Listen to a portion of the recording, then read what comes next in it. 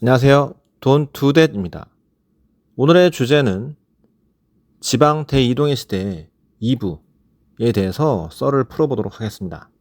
지난 편에서 서울 수도권 350개 공기업이 지방으로 이전을 추진한다 라는 것에 대해서 말씀을 드렸고, 그렇게 되면 당장 서울 수도권에서 거주하고 있는, 그리고 자가로 가지고 있는 이런 집들에 대해서 어떻게 해야 되고, 또 내려가서는 집을 또 어떻게 사야 되나 말아야 되나, 그런 고민에서 시작된 저만의 예측이 되는 시나리오를 좀 말씀을 드려봤습니다.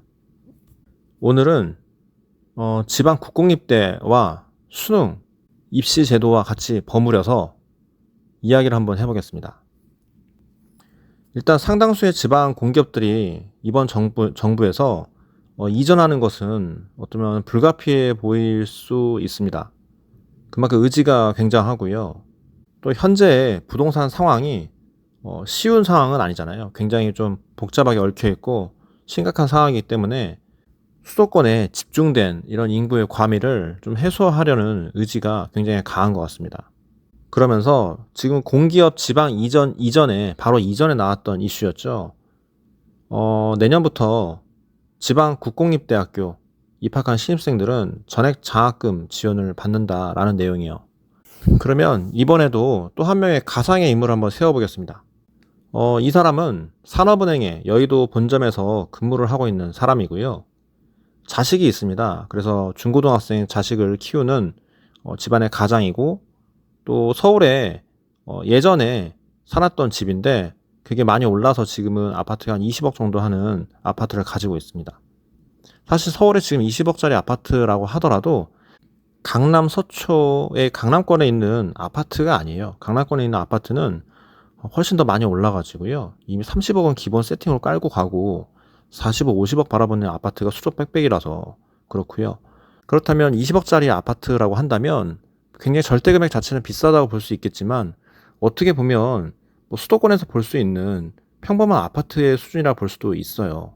젊었을 때 예전에 살았던 집이라서 그 인플레이션이 많이 반영된 집이라 보시면 됩니다. 어쨌든 그 집을 팔까 말까 고민을 굉장히 많이 했는데 결국 이것저것 알아보더니 지방에 이전하는 곳에 적당하게 살만한 아파트를 하나 새로 매수를 합니다.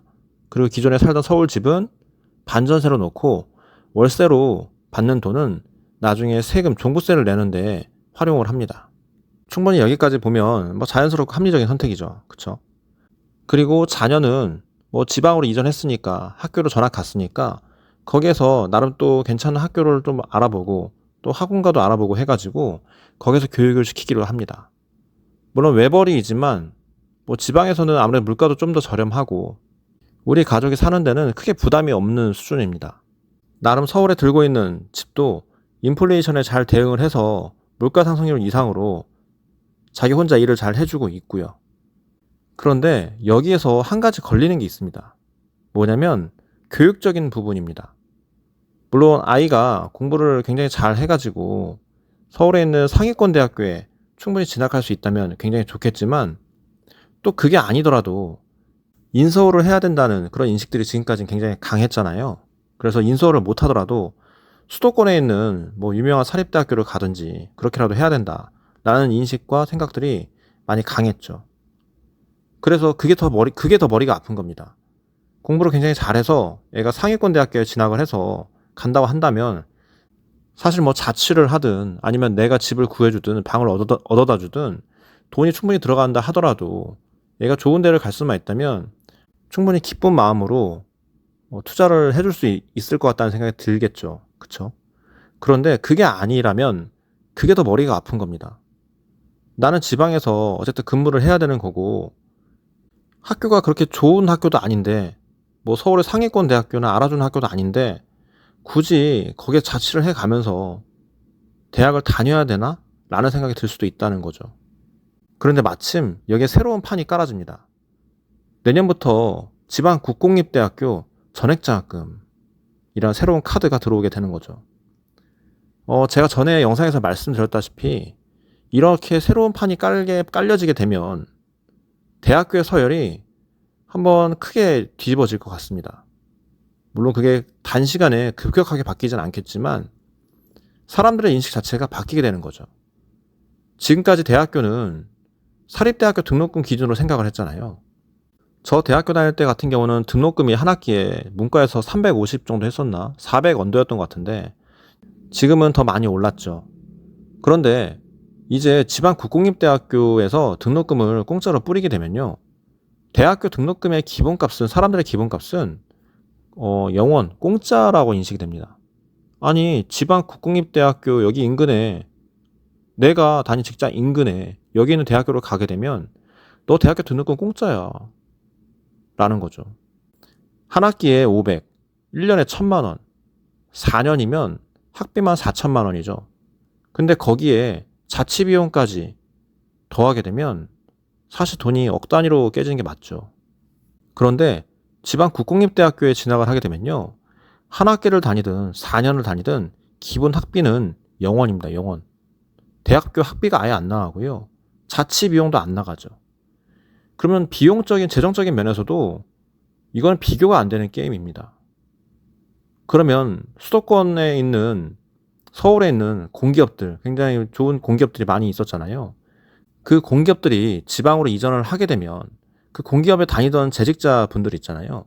그분들은 기본적으로 스펙이나 사회적 인식, 교육 수준이 아무래도 높았을 가능성이 높잖아요. 근데 그런 사람들이 지방으로 내려갔습니다. 지방으로 내려간다 한들 자식들한테 공부를 소홀히 시킬 수 있을까요? 그럴 가능성은 적죠, 아무래도. 그렇다면 그렇게 공부를 시켰는데 애가 서울 상위권 대학교를 못 갑니다. 그러면 어떤 선택을 많이 할까요? 아무래도 지방 국공립대학에서 좀 알아주는 과 위주로 진학을 하려고 하겠죠. 괜찮은 과들 위주로. 그러니까 앞으로의 대학교 입시 예측은 뭐 아니면 도입니다. 공부를 막 해봐가지고 가능성이 보인다. 아, 이게 좀 할 것 같은데? 너 서울에 있는 괜찮은 대학교 상위권 대학교 갈 수 있을 것 같아. 그러면 무리를 해서라도 갈 수 있다면 갑니다. 집에서 대학교 등록금 학비 대주고, 그렇죠?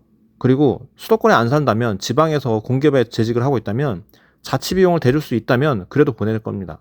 왜냐면 서울 상위권 대학교의 사립대학교 같은 경우는 공부도 잘하고 그리고 재정적인 뒷받침도 있어야지 갈 수 있다라는 인식이 생길 거기 때문이죠.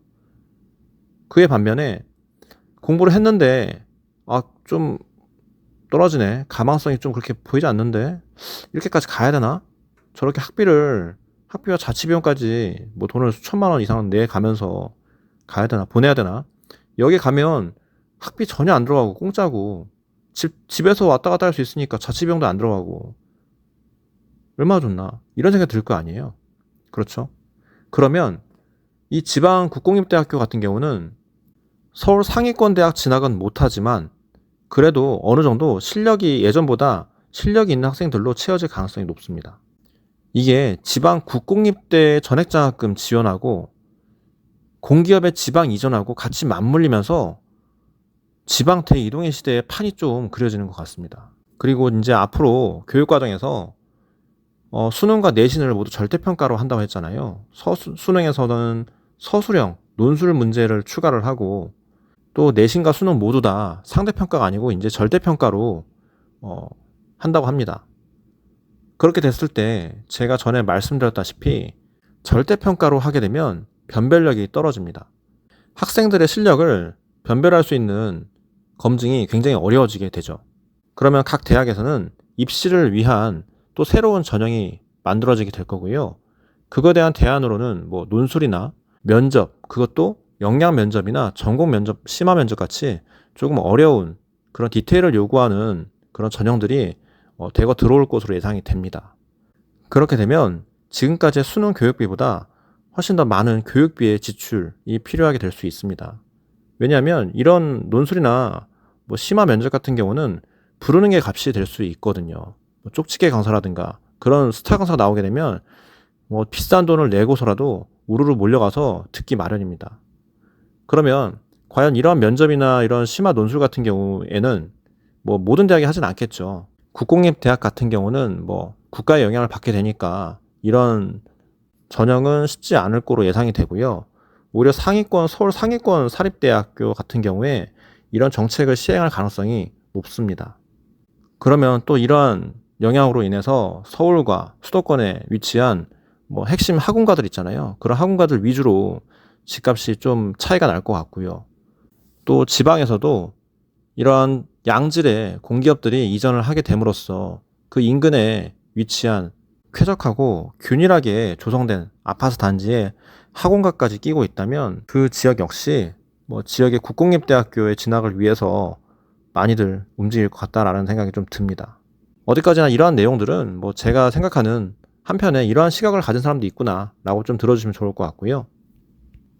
앞으로 펼쳐질 일들은 한번 두고 보고 지켜볼 일인 것 같습니다. 오늘 내용이 좀 도움이 되셨다면 좋겠고요. 구독과 좋아요 감사드리고요. 다음에 또 좋은 내용으로 찾아뵙도록 하겠습니다.